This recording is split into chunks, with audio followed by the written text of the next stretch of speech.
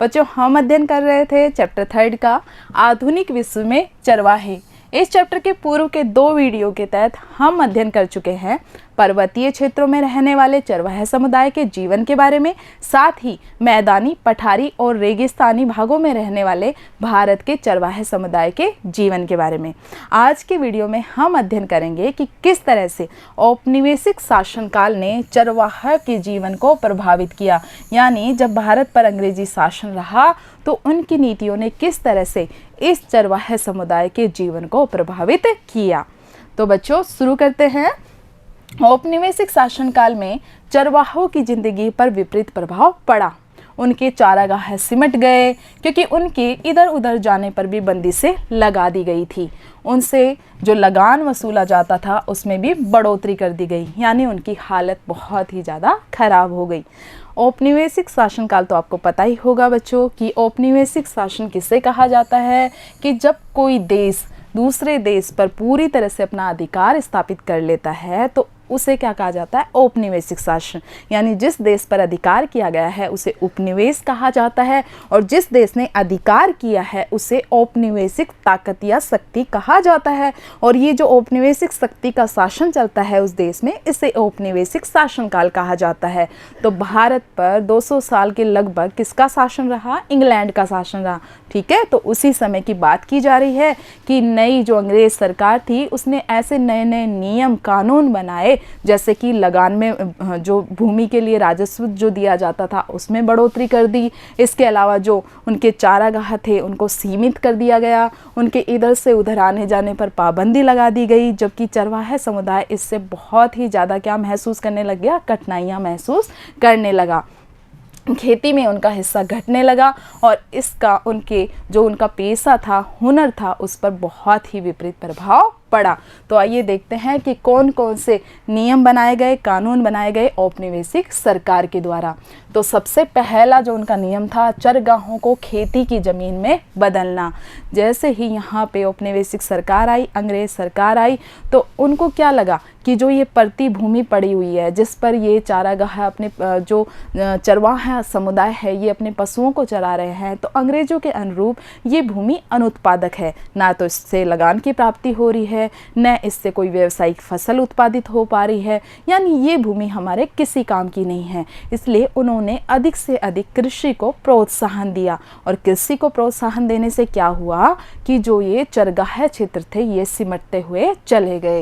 ये देखिए, खेती का क्षेत्रफल बढ़ने से न केवल सरकारी आय में बढ़ोतरी होती है बल्कि जूट, पटसन, कपास व गेहूं जैसी जो खेती हर चीज़ें हैं उनके उत्पादन में भी बढ़ोतरी होती है। इसलिए अंग्रेज सरकार ने परती भूमि विकास के नियम बना करके जो गैर खेती हर जमीन थी जिस पर अभी तक खेती नहीं हो रही थी उस जमीन पर अपना कब्जा कर लिया। यानी सरकार ने अपने कब्जे में जो गैर खेती हर जमीन थी वो अपने कब्जे में कर ली और खेती हेतु कुछ खास लोगों को सौंप दी। तो अब देखो ये जो चारागाह थे अब किस में विकसित होने लग गए, ये अब कृषि भूमि के रूप में विकसित होने लग गए, क्योंकि अंग्रेज सरकार के हिसाब से कि ये जो भूमि है ये व्यर्थ पड़ी हुई है तो इसको अब क्या करना है, इस पर कृषि करनी है जिससे अधिक से अधिक आय की प्राप्ति हो सके। क्योंकि आपको मेन उद्देश्य तो पता है यहाँ पर कि ब्रिटेन के व्यापारी आए थे, लाभ कमाने आए थे, तो इनका एकमात्र उद्देश्य ये होता था कि कैसे भी करके धन कमाया जाए। तो उनको ये लगता था कि ये जो चरवाहे समुदाय ये भूमि का इस्तेमाल कर रहे हैं तो इस भूमि का कोई मतलब नहीं है, ये भूमि व्यर्थ पड़ी है, इसको विकसित करना चाहिए। लेकिन इसका बहुत विपरीत प्रभाव पड़ा इन बेचारे चरवाहे समुदाय के लोगों पे, क्योंकि ये भूमि थी गैर खेतीहर भूमि, इसी पे तो अपने पशुओं को चराते थे, खेती वाली भूमि पे थोड़ी ना चरा पाएंगे। तो इसलिए अब इनके जो चारागाह क्षेत्र थे वो सिमटते हुए चले गए। दूसरा हम देखते हैं ब्रिटेन सरकार ने, इंग्लैंड की सरकार ने यहाँ पे क्या किया, वन अधिनियम लेकर आई। कब लेकर आई, 1878 में। और 1878 के वन अधिनियम के द्वारा वनों को 3 भागों में विभाजित कर दिया गया, यानी जितने भी जंगल थे उनको 3 भागों में बांट दिया गया। 3 भाग कौन कौन से? आरक्षित वन, संरक्षित वन और ग्रामीण वन। इनके बारे में भी यही धारणा थी, क्योंकि अंग्रेज सरकार को अपनी जो नौसेना के लिए जहाज बनाने के लिए, साथ ही रेल की पटरी के लिए जो स्लीपर बिछाए जाते थे उनके लिए अच्छी लकड़ियों की आवश्यकता थी। और इनका ये मानना था कि जो ये चरवाहे समुदाय हैं, आदिवासी समुदाय हैं, इनको अच्छे अच्छे जो वनों वाले जंगल हैं जिनमें साल और देवदार के वृक्ष लगे हुए हैं, इन जंगलों से इन समुदाय के लोगों को दूर रखना चाहिए, क्योंकि इससे जो ये अच्छे वन हैं, वन संपदा है, ये नष्ट हो सकती है। इसलिए उन्होंने वनों को डिवाइड कर दिया। आरक्षित वनों में तो जो ये चरवाहे समुदाय थे, आदिवासी समुदाय थे, इनके जाने पर पूरी तरह से पाबंदी लगा दी गई। संरक्षित वन में जाने की अनुमति दी गई, लेकिन वो भी बहुत शर्तों के अधीन। अब बेचारे चरवाहे समुदाय कहाँ जाएंगे भाई? ये तो अपनी रोजी रोटी के लिए क्या तो वनों पर निर्भर है, क्या किस पर निर्भर है? चारागाहों पर निर्भर है। अब चरवाहे समुदाय के लिए संकट उत्पन्न हो गया। ये देखते हैं 1818 के वन के कारण क्या प्रभाव पड़ा। देवदार या साल जैसी कीमती लकड़ी पैदा होने के कारण आरक्षित वन में चरवाहों के घुसने पर ही पाबंदी लगा दी गई, और जो संरक्षित जंगल थे उसमें चरवाहों को परमिट लेकर जाना पड़ता था, और जो वो परमिट लेकर जाते थे उस परमिट में पूरी डेट लिखी होती थी कि कब ये जा रहे हैं और कब इनको वापस आना है। और यदि इनके द्वारा उस समय सीमा का उल्लंघन कर दिया जाता था, भाई 5 तारीख को गए और 10 तारीख को आना है, और अगर 11 को आ रहे हैं यानी समय सीमा का उल्लंघन कर दिया तो इन पर दंड लगाया जाता था। ठीक है, तो इससे विपरीत प्रभाव पड़ा। तीसरा जो अधिनियम लेकर आई औपनिवेशिक सरकार वो था अपराधी जनजाति अधिनियम। यह अधिनियम 1871 में पारित हुआ, और अपराधी जनजाति अधिनियम के तहत क्या कर दिया गया, ये जितने भी फेरी वाले थे जो कि घूम घूम कर अपना सामान बेचते थे, दस्तकार थे, इन्हीं के साथ ही चरवाहे समुदाय के लोग और जो लघु व्यापारी थे, इनके समुदाय को जन्मजात अपराधी घोषित कर दिया गया।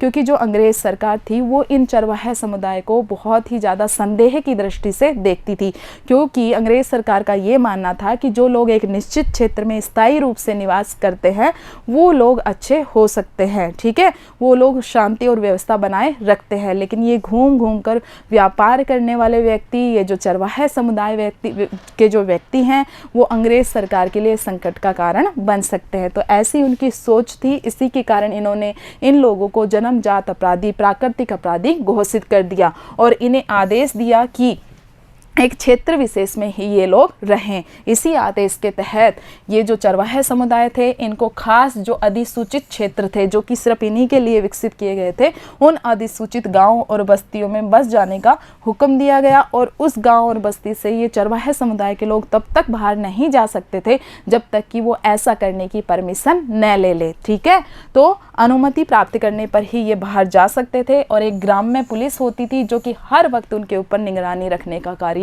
करती थी। देखिए कितना ज़्यादा अविश्वास का माहौल था। न तो आप उनको वनों में जाने की अनुमति दे रहे हो, सिर्फ ग्रामीण वन है उनमें वो जा सकते हैं।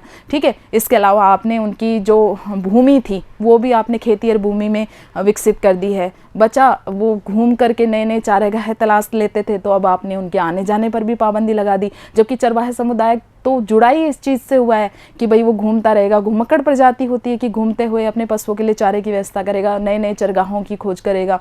तो अब नए चरगाह स्थल की तो खोज कर ही नहीं सकता है, तो पशुओं पर भी विपरीत प्रभाव पड़ता है और इन चरवाहे समुदाय के जीवन पर भी विपरीत प्रभाव पड़ता है। क्योंकि ये हम बता ही चुके हैं कि अंग्रेज़ों का ये मानना था कि जो लोग गांव में निश्चित स्थान पर रहते हैं वो शांति प्रिय होते हैं, उनसे कानून की पालना अच्छे से करवाई जा सकती है। तो इसी सोच के कारण इन्होंने इनको एक खास क्षेत्र में अधिसूचित कर दिया। ठीक है, और इनको आपराधिक जातियाँ घोषित कर दिया था। अगला हम देखते हैं जो अगला कानून आया या हम कहें अगला जो नियम बनाया गया औपनिवेशिक सरकार के द्वारा, वो था टैक्स वसूली का। कि अंग्रेज सरकार ने कैसे भी करके अपने खजाने को भरने के लिए जो प्राकृतिक वस्तुएं होती, प्राकृतिक जो चीज़ थी जैसे कि हवा, पानी वगैरह, तो इन पर भी क्या लगाना शुरू कर दिया, कर लगाना शुरू कर दिया। अंग्रेज़ों ने ज़मीन पर, नहरों पर, नमक पर, पानी पर, इनकी खरीद फरोख्त की जो सारी चीज़ें होती थी इन पर टैक्स लगाने के साथ साथ ही मवेशियों पर भी टैक्स वसूली का ऐलान किया। जानकर के कितना आश्चर्य होता है कि एक एक पशु पर जो ये चरवाही टैक्स था ये लिया जाता था। ठीक है, 1850 से 80 के दशक में जो ये चरवाही कर वसूला जाता था, इसके लिए ये व्यवस्था होती थी कि अंग्रेज़ सरकार प्रॉपर बोली लगाती थी। बहुत सारे ठेकेदार आ जाते थे जो ये बोलते थे कि हम लगान वसूली का काम कर लेंगे, तो अंग्रेज़ सरकार बोली के माध्यम से ठेकेदार का चयन करती थी और फिर उस ठेकेदार की जिम्मेदारी होती थी कि वो साल भर जितना चाहे उतना कर वसूल कर सकता है। तो ये व्यवस्था थी 1850 से लेकर 1880 के मध्य। 1880 के बाद अंग्रेज़ सरकार ने व्यवस्थाएं चेंज की और अपने जो सरकारी कर्मचारी थे, अंग्रेज़ सरकार के कर्मचारी, उनके माध्यम से जो ये चरवाहा कर था, जो ये चारागाही पे लगने वाला कर था, ये वसूल करना शुरू किया। इसके लिए उन्होंने एक पास की व्यवस्था की। तो जो भी चरवाहा समुदाय के लोग होते थे उनको ये पास जारी किया जाता था। फिर ये चरवाहा समुदाय के लोग इस पास को दिखाते थे, प्रॉपर टैक्स अदा करते थे, उसके बाद ही इनको चारागाहों में जाने की अनुमति होती थी। ठीक है, तो कैसे भी करके इनका एकमात्र उद्देश्य क्या था अंग्रेज सरकार का?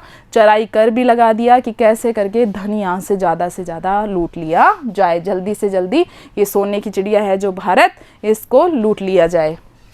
अब देखते हैं कि ये जो बदलाव हुए, हमने देखा कि किस तरह से अपराधी जनजाति अधिनियम के तहत उनको अपराधी घोषित कर दिया, वन अधिनियम के तहत आपने वनों में जाने पर पाबंदी लगा दी, और प्रतिभूमि अधिनियम के तहत आपने क्या किया कि जो भूमि थी, प्रतिभूमि थी, उसको खेती और भूमि में कन्वर्ट कर दिया। तो इन सब का चरवाहा समुदाय के जीवन पर क्या प्रभाव पड़ा उसको हम देखते हैं।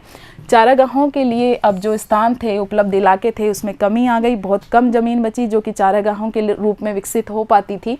जंगलों में आरक्षण देने से क्या हुआ कि जो गडरिये लोग थे, पशुपालक थे, ये अपने मवेशियों को आज़ादी से नहीं चरा पाते थे, क्योंकि एक लिमिट दे दी जाती थी संरक्षित वन में तो कि आपको उस समय तक आना है तो आना ही होगा। इसी तरह से चरवाहों को एक क्षेत्र में बंद कर दिया गया था, एक अधिसूचित क्षेत्र था, उसमें रहने पर विवश कर दिया गया था, जिसका क्या दुष्प्रभाव पड़ा कि चरवाहों की आवाजाही पर बंदिश लगने से जो एक क्षेत्र विशेष में वो लोग रहते थे, वहीं के जो चारागाह थे उनका इस्तेमाल करते थे। अब एक क्षेत्र के चारागाहों का इस्तेमाल करने के कारण इनके पशुओं को चारा भी कम पड़ने लग गया। चारे की कमी हो रखी थी, उसी दौरान अकाल भी बहुत ज़्यादा पड़ रहे थे। तो चारे की कमी व अकाल के कारण इनके जो बहुत सारे पशु थे जो कि भूखे ही मर गए। तो देखा ना कितनी बुरी तरह से चरवाहा जो समुदाय था उसका जीवन प्रभावित हुआ।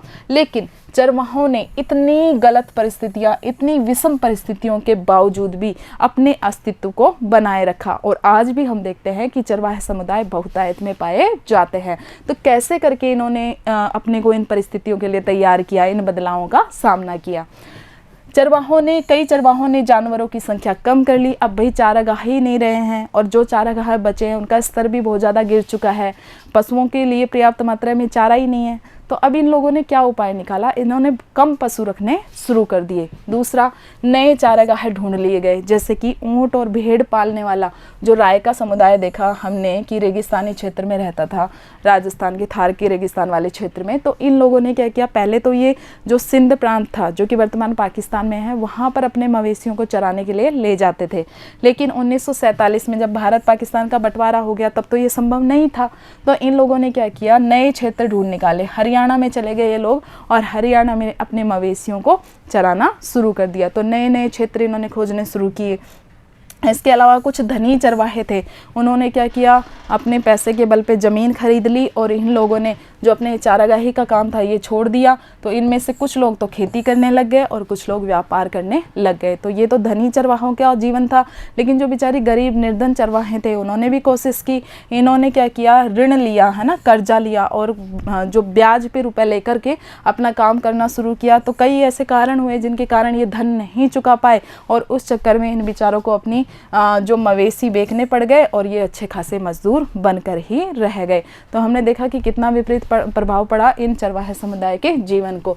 लेकिन इन सब के बावजूद चरवाहे न केवल आज भी जिंदा हैं, बल्कि इनकी संख्या में बढ़ोतरी हुई है। ठीक है, और ये भी स्वीकारा गया है कि सूखे इलाके और पहाड़ों में जिंदा रहने के लिए एकमात्र जो विकल्प बचता है वो है चरवाही। कि चरवाही के माध्यम से ही, जो चरवाही है इनका पेशा, इसके माध्यम से ही ये पहाड़ी और रेगिस्तानी क्षेत्रों में अपना जीवन यापन कर सकते हैं। तो बच्चों बहुत ही इंपॉर्टेंट टॉपिक था ये, बहुत सारे क्वेश्चन बनेंगे, एक बड़ा क्वेश्चन भी बनेगा कि औपनिवेशिक शासनकाल ने चरवाहों के जीवन को किस तरह से प्रभावित किया। तो अच्छे से वीडियो देखना है, प्रैक्टिस करना है। धन्यवाद।